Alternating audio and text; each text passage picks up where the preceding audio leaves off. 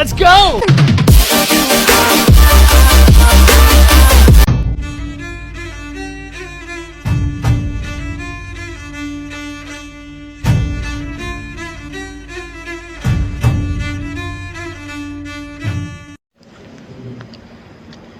Reformasi Gereja.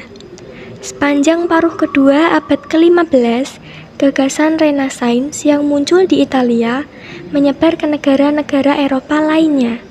Di Eropa Utara, gagasan Renaissance mulai menyentuh agama Kristen dan disebut dengan Kristen humanisme. Tujuan utama dari Kristen humanisme ialah melakukan reformasi terhadap agama Kristen. Para humanis Kristen meyakini kemampuan manusia untuk berpikir secara rasional dan memperbaiki kehidupan mereka sendiri melalui pendidikan. Menurut mereka, untuk mengubah masyarakat, pertama-tama mereka harus mengubah manusia yang membentuk masyarakat tersebut. Tokoh humanis Kristen yang paling terkemuka adalah seorang cendekiawan Belanda yang bernama Desiderius Erasmus pada tahun 1466 sampai 1536. Tokoh ini ialah orang yang merumuskan dan mempopulerkan program reformasi kaum humanis Kristen. Erasmus menyebut konsepsinya tentang agama sebagai filsafat Kristen. Dalam konsepsinya, ia menyatakan bahwa kekristenan hendaknya menjadi panduan kehidupan sehari-hari dan bukannya sistem kepercayaan dan praktek keagamaan dogmatis yang diterapkan oleh gereja pada abad pertengahan.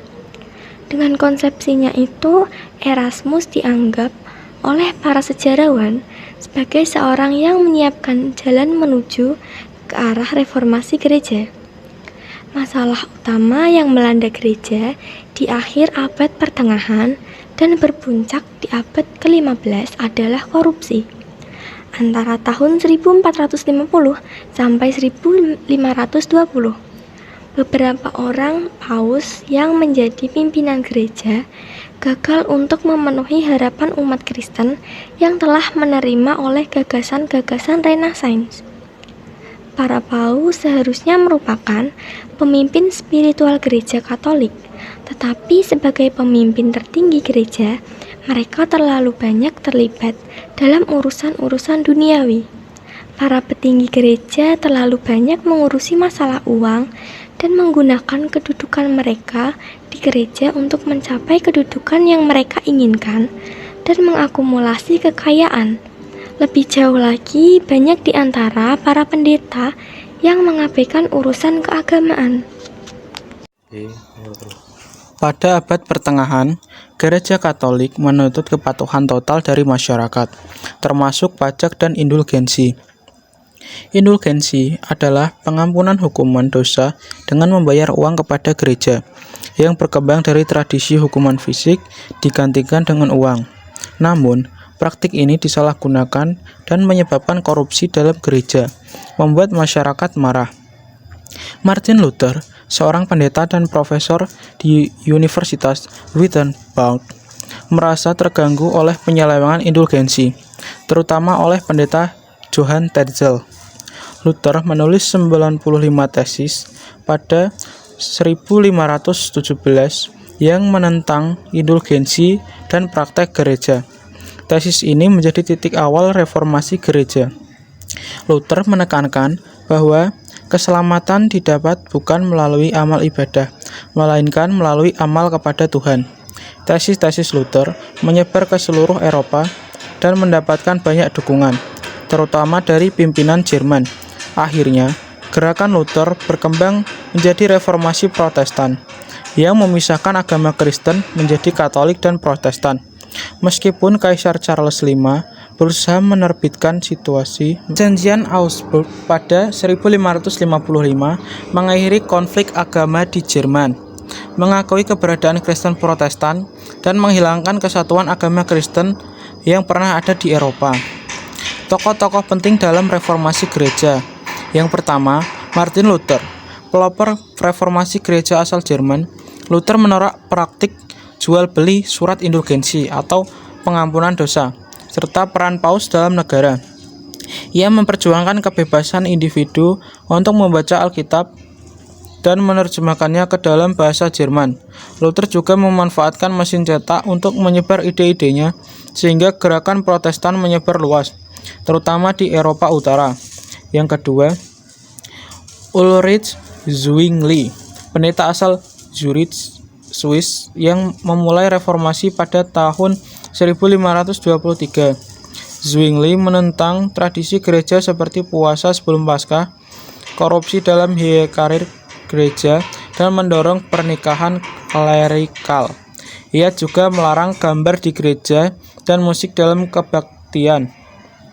Ajarannya menyebar ke Swiss dan Jerman Selatan.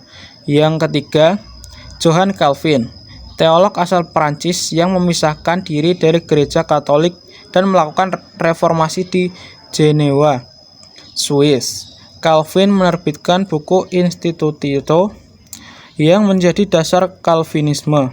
Gerakan ini menyebar ke Eropa dan memicu revolusi politik, seperti perang agama di Prancis dan kemerdekaan Belanda dari Spanyol. Yang keempat, Henry VIII, Raja Inggris yang mendirikan gereja Anglikan. Setelah menolak supremasi Paus, Henry VIII tidak setuju dengan campur tangan Paus dalam urusan politik Inggris dan larangan perceraian, sehingga ia memisahkan gereja Inggris dari otoritas Roma. Pada abad pertengahan, gereja Katolik menuntut kepatuhan total dari masyarakat, termasuk pajak indulgensi. Indulgensi adalah pengampunan hukuman dosa yang dengan membayar uang kepada gereja yang berkembang dari tradisi hukuman fisik digantikan dengan uang. Namun praktik ini disalahgunakan dan menyebabkan korupsi dalam gereja, membuat masyarakat marah. Martin Luther, seorang pendeta dan profesor di Universitas Wittenberg, merasa terganggu oleh penyelewangan indulgensi, terutama oleh pendeta John Tyndale. Luther menulis 95 tesis pada tahun 1517 yang menentang indulgensi dan praktek gereja. Tesis ini menjadi titik awal reformasi gereja. Luther menekankan bahwa keselamatan didapat bukan melalui amal ibadah, melainkan melalui iman kepada Tuhan. Tesis-tesis Luther menyebar ke seluruh Eropa dan mendapatkan banyak dukungan, terutama dari pemimpin Jerman. Akhirnya gerakan Luther berkembang dengan menjadi reformasi Protestan yang memisahkan agama Kristen menjadi Katolik dan Protestan. Meskipun Kaisar Charles V berusaha menertibkan si perjanjian Augsburg pada tahun 1555 mengakhiri konflik agama di Jerman, mengakui keberadaan Kristen Protestan dengan menghilangkan kesatuan agama Kristen yang pernah ada di Eropa. Tokoh-tokoh penting dalam reformasi gereja. 1. Martin Luther. Martin Luther adalah pelopor reformasi gereja asal Jerman. Luther menolak praktik jual beli surat indulgensi, pengampunan dosa, serta peran Paus dalam negara. Ia memperjuangkan kebebasan individu untuk membaca Alkitab dan menerjemahkan ke dalam bahasa Jerman. Luther juga memanfaatkan mesin cetak untuk menyebarkan ide-idenya, sehingga gerakan Protestan menyebar luas, terutama di Eropa Utara. 2. Ulrich Zwingli, pendeta asal Zurich, Swiss, yang mulai reformasi pada tahun 1523. Zwingli menentang tradisi gereja seperti puasa sebelum Paskah, korupsi dalam hierarki gereja, dan mendorong pernikahan klerikal. Ia juga melarang gambar di gereja dan masuk dalam kebaktian. Ajarannya menyebar ke Swiss dan Jerman Selatan. 3. John Calvin, teolog asal Prancis yang memisahkan diri dari gereja Katolik dan melakukan reformasi di Jenewa, Swiss. Calvin menerbitkan buku Institutio yang menjadi dasar Calvinisme. Gerakan ini menyebar ke Eropa dan memicu revolusi politik seperti perang agama di Prancis dan kemerdekaan Belanda dari Spanyol. Henry VIII, Raja Inggris yang mendirikan gereja Anglikan setelah menolak supremasi Paus. Henry VIII tidak setuju dengan campur tangan Paus dalam urusan politik Inggris dan larangan perceraian, sehingga ia memisahkan gereja Inggris dari otoritas Roma.